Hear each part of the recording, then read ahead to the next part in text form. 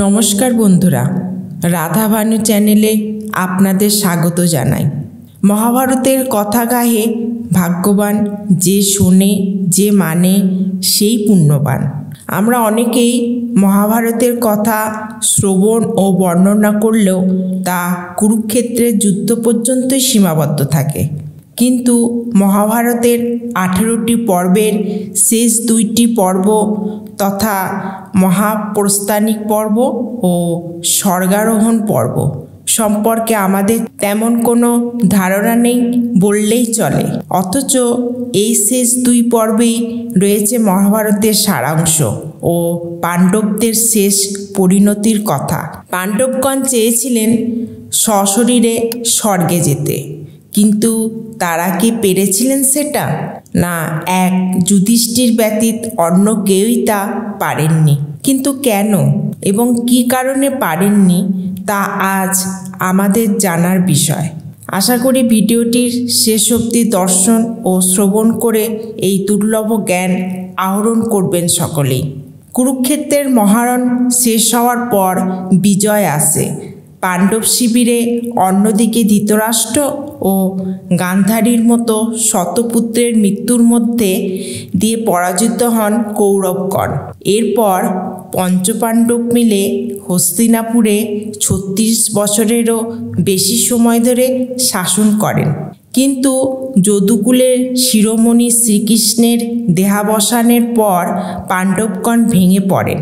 মৌসল পর্বে অর্জুনের কাছে যদুকুল ধ্বংসের বিবরণ শুনে যুধিষ্ঠির মনে একটা বৈরাগ্য এলো।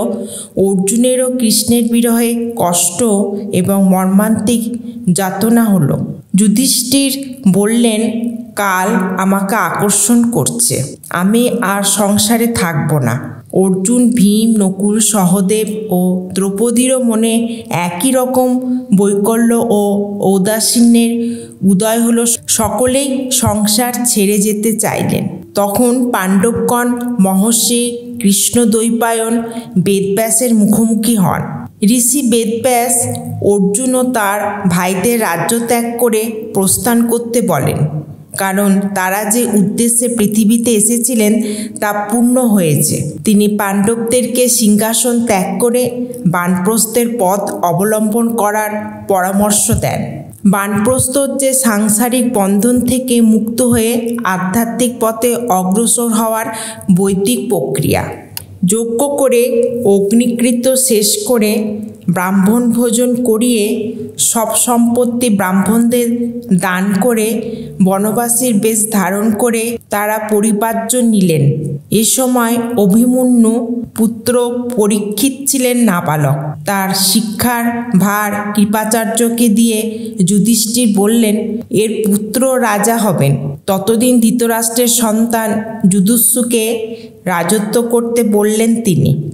এরপর সকলে সমবেত প্রজাদের নিষেধ ও রোদন উপেক্ষা করে বেরিয়ে পড়লেন। এ সময় একটি কুকুরও পথ থেকে তাদের সঙ্গ নিল। তারা বহু দেশ ঘুরে লোহিত সাগরের তীরে উপস্থিত হলেন।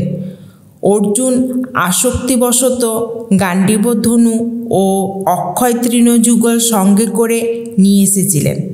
এতে অগ্নিমূর্তিমান হয়ে সেগুলো বরুণদেবকে ফেরত দিতে বলেন। অর্জুন তাই ধনু ও তৃণ লোহিত সাগরের জলে নিক্ষেপ করলেন।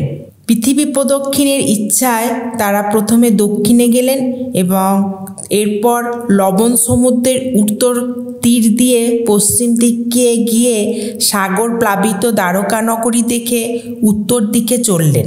পাণ্ডবগণ বালুকার্ণব ও মেরু পর্বত দর্শন করে যোগযুক্ত হয়ে দ্রুত চলতে লাগলেন।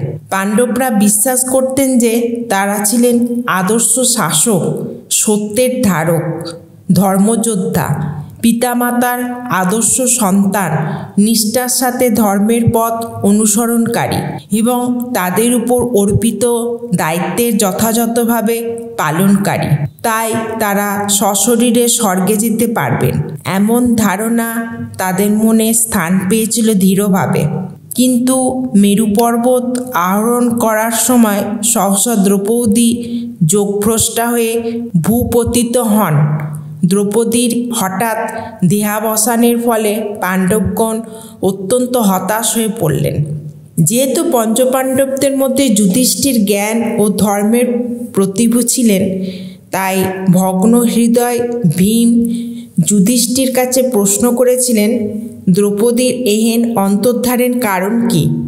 যুধিষ্ঠির উত্তর দিয়েছিলেন, দ্রৌপদী পঞ্চপাণ্ডবের স্ত্রী হওয়ার সুবাদে সবাইকে সমান প্রেম প্রদান করার কথা ছিল, কিন্তু তিনি মনে মনে অর্জুনের প্রতি বিশেষভাবে অনুরক্ত ছিলেন এবং অর্জুনের প্রতি তার ভালোবাসা ছিল অন্য সবার থেকে আলাদা এবং বেশি। এই কারণে তিনি সশরীরে স্বর্গে যাওয়ার জন্য উপযুক্ত নন। দ্রৌপদীর মৃত্যু শোক কাটিয়ে আবার যাত্রা শুরু করলেন পঞ্চপাণ্ডবগণ। কিন্তু আবার বিপত্তি। এবার কনিষ্ঠ পাণ্ডব সহদেব মাটিতে পড়ে গেলেন এবং দেহত্যাগ করলেন। ভীম আবারও প্রশ্ন করলেন তাদের জ্যৈষ্ঠ ভ্রাতা যুধিষ্ঠিরকে, সহদেবের মৃত্যুর কারণ কি? উত্তরে যুধিষ্ঠির বলেন, সহদেব ভাবতেন তার চেয়ে বিজ্ঞ আর কেউ নেই। তিনি জ্ঞান নিয়ে খুবই গর্বিত ছিলেন এবং কেউ তার মনে গর্ব বা অহংকার নিয়ে স্বর্গে প্রবেশ করতে পারে না। এরপর কিছুক্ষণ পর নকুলও পড়ে যান। ভীমের প্রশ্নে আবারও উত্তর দিলেন ধর্মপুত্র যুধিষ্ঠির। বললেন, নকুল তার রূপ নিয়ে খুবই গর্ব করতেন। তিনি মনে করতেন তার তুল্য রূপবান আর কেউ নেই। তার এই গর্বের কারণে সহদেবের মতো তাকেও স্বর্গলাভ থেকে বঞ্চিত হতে হলো। নকুলের মৃত্যুর পর বাকি রইল মাত্র 3 জন পাণ্ডব। পথের ক্লান্তি ও ভাতৃবিয়োগের যন্ত্রণা সহ্য করতে করতে একসময় শোকার্ত অর্জুনও পড়ে গেলেন। অর্জুনের মৃত্যুর কারণ হিসেবে যুধিষ্ঠির বলেন, অর্জুন একদিনেই সকল শত্রু নাশ করার গর্ব করতেন, যা তিনি পারেননি। তাছাড়া তিনি অন্যান্য ধনুর্বিদদের অবজ্ঞা করতেন। এই কারণে তার ভাগ্যেও সশরীরে স্বর্গবাস নেই। ভীম নিজেও ভূপাতিত হলেন। তিনি তার আসন্ন মৃত্যুর কারণ শেষবারের মতো জিজ্ঞাসা করলেন ভ্রাতা যুধিষ্ঠিরের কাছে। যুধিষ্ঠির উত্তর দিলেন, ভীম, তুমি অত্যন্ত ভোজন করতে এবং ভোজনের সময় শুধুমাত্র নিজের ক্ষুধার নিবৃত্তির কথাই ভাবতে। অন্য কারোর ক্ষুধা তোমার কখনোই দৃষ্টিগোচর হয়নি। এছাড়াও তুমি অন্যের বল না জেনেই নিজে বলের গর্ব করতে। নিজে অধিক বলশালী হওয়ার সত্ত্বেও অন্যের সামর্থ্যকে সম্মান করা আমাদের কর্তব্য। এভাবে 4 পাণ্ডব ও দ্রৌপদীর দেহাবসানের পর যুধিষ্ঠির একাই এগিয়ে চললেন। তার সঙ্গে চলল সেই কুকুরটিও। কিছু দূর অগ্রসর হওয়ার পর তিনি দেখতে পেলেন দেবরাজ ইন্দ্র তার দিব্য রথ নিয়ে যুধিষ্ঠির জন্য অপেক্ষা করছেন। এরপর ইন্দ্র রথে চেপে যুধিষ্ঠির কাছে এসে তাকে রথে উঠতে বলেন, কিন্তু যুধিষ্ঠির তার স্ত্রী ও 4 ভ্রাতাকে ফেলে স্বর্গে যেতে রাজি হননি। ইন্দ্র বলেন তারা দেহত্যাগ করে আগেই স্বর্গে গেছেন। এতে যুধিষ্ঠির তার সাথে আসা কুকুরকেও সঙ্গে নিতে প্রস্তাব করেন। ইন্দ্র বলেন, যার সাথে কুকুর থাকে তিনি স্বর্গে যেতে পারেন না। এ সময় যুধিষ্ঠির উত্তর দিলেন, শরণাগতকে ভয় দেখানো, স্ত্রীবধ, ব্রহ্মসহরণ ও মিত্রবধ, এই 4 কার্যে যে পাপ হয় ভক্তকে ত্যাগ করলেও সেই পাপ হয়।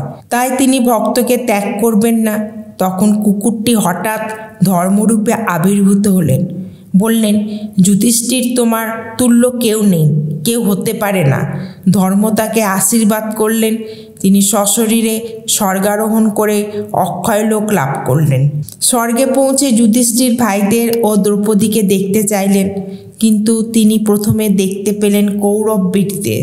তার জিজ্ঞাসু দৃষ্টির উত্তর দিয়ে নারদ বললেন, যাদের পাপ বেশি পুণ্য কম তারা আগে স্বর্গভোগ করে নরকে যায়। পুণ্যবান আগে নরকে যায়। তাই যুধিষ্ঠির নরকে যাতনাক্লিষ্ট ভাইদের ও দ্রৌপদীকে দেখতে পেলেন। নরকে দুঃসহ যন্ত্রণা, উৎকট পুতিগন্ধ, নানা রকম উৎপীড়নের কাতরোক্তি, এসব দেখে কাতর হলেন যুধিষ্ঠির।